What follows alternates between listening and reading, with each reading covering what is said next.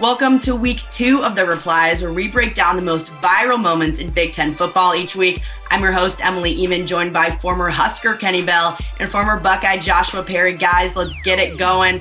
First up, we have Michigan State running back Kenneth Walker, who's just built different. This was a ridiculous run in the Spartans' win over Youngstown State on Saturday. He broke 2 tackles and then just took off. Joshua, what'd you think of this run? Something about guys out of the Big Ten named Kenny Bell. We got Kenneth Walker over here doing his thing. The guy's been a difference maker. As Mel Tucker went to the portal, he said, I'm going to get some guys. I'm going to speed up this rebuild process, and he's done exactly that. Walker is a huge reason why. He's done nothing but have big runs ever since he started playing. Yeah, JP, you said it perfectly. That's where I was going to go. Hats off to Coach Tuck. You know, he's got that defense firing on all cylinders right now. And he went and found him a true running back that you're used to seeing in Sparty, like a Le'Veon Bell, that it's like just gets the job done. So hats off to Sparty. They're looking good. The East is going to be tough this year, but I've got a little bit of faith in Sparty making it interesting. Let me jump in on that Le'Veon Bell thing, because the thing that sticks out about what Kenneth Walker does when he runs is he is patient. Like when it's time to go, he can go, but he lets those blocks set up. And I remember playing against Le'Veon Bell. That's exactly what he did. So that I feel like that's a pretty good comparison there.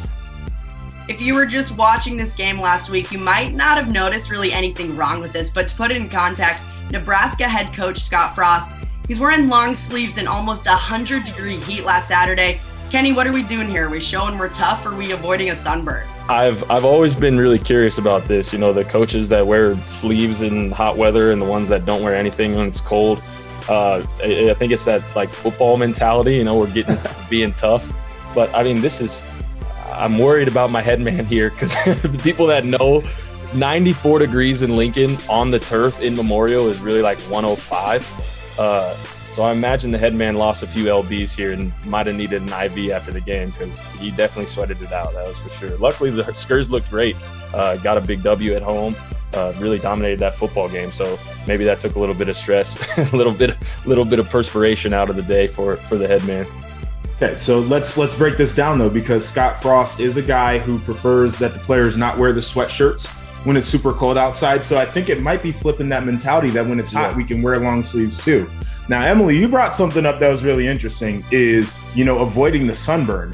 And when I was in training camp, when I was playing in the NFL, I would wear the long sleeves, so my hands wouldn't be one color, my arms would be like 3 different colors or whatever the case was. I just had a full protective layer, so when I came out of training camp, the only thing that might have been a little bit different is my neck and my face, but everything else was one clean color, so I'm here for it.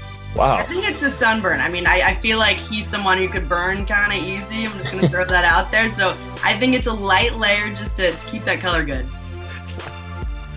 Next up, we have Indiana head coach Tom Allen, proving he can practice what he preaches. He caught a pass on the sideline, instantly followed by spiking the football. Last week, we broke down PJ Fleck's run. Kenny, can you break down Tom Allen's form this week? Yeah, fantastic form. A little bit of a body catcher, but you got to catch the rock. What I love about this, and I know that JP will agree with me, the energy that Coach Allen portrays on the sideline, in the media, like just everywhere he goes, has really set the tone for the Hoosiers, and it's just fun to watch. Like for your headman to catch the opposing team's quarterback's throw and then spike it on your own sideline. Look at his own team; they love it. It's small stuff like that gives your guys a tremendous amount of energy with just doing little stuff, and that's one of the reasons I love Coach Allen.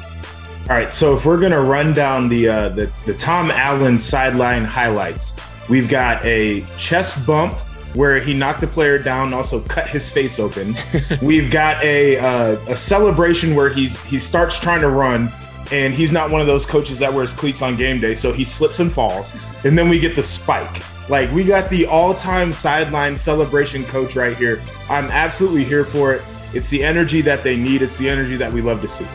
Sometimes I wish we just had like a sideline cam right on him the whole game, because I feel like we have to miss some stuff in there. There's somebody who can probably do that job. The sideline reporter right next to Coach Allen. Yes.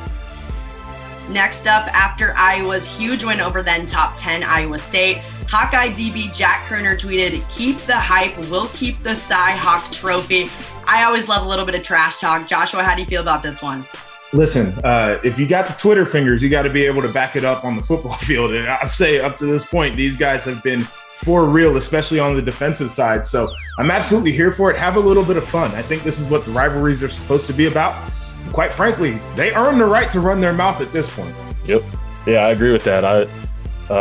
I'm not the biggest trash talker, but if you're going to start with them or start with me, I'll usually come back at you. I imagine some words were exchanged Saturday during that game that led Mr. Karna to make this tweet. But GP said it exactly right. When you go in and you beat somebody 6 times in a row and they're a top 10 school in the nation, you go in and beat them in their house and they're not a city, but a state rival. That's tweet worthy, to say the least. Last up, it was a party in the Big House last weekend. They honored Ronnie Bell, who went down with an injury earlier this season. And then we had Michigan defensive end Aiden Hutchinson putting the team on his back last Saturday, keeping the pressure on Washington's quarterback all night long. Joshua, let's start with you. What did we think of Michigan last weekend? Yeah, I think it's been an impressive little 2-week run that they've had, and their schedule sets up, too, for them to ramp up, which is awesome for them. But you talk about Bell, first off. One of the worst things that we saw in week 1 is that guy getting hurt, because he's one of the best in the Big Ten. And I really wanted to see him have a really good year. But his boy Hutchinson is unblockable at this moment. And I'm sure there are teams right now looking who are going to play Michigan in this conference at answers. How are we going to block this guy? So it is wild. And I'll tell you one thing about this Michigan team. Offensively, defensively, they like to hit people. That's all they want to do is just be physical and hit people. So they're going to be a tough team this year. Yeah, I mean, ramping off that, the Wolverines defense that I've always known, though, I mean, they get maize and blue to the rock, right? Like, there's usually 8-9 helmets around that football, and that's what you love to see about Wolverine defense, and that's what we're seeing right now. Aiden Hutchinson with his best friggin' Chandler Jones impression this Saturday. Right. My goodness, man was everywhere. This 97 just was a blur, so hats off to him. But going back to Ronnie Bell, you said it perfectly. You're talking about a Bolitnikoff watch this kind of guy. Tremendous receiver. By far the worst thing that happened week 1 was to see him go down. So to see the Michigan that we know bounce back and playing good football, it's a breath of fresh air. Thank you guys for watching week 2 of the Replies. You can catch us next week, and thanks for watching.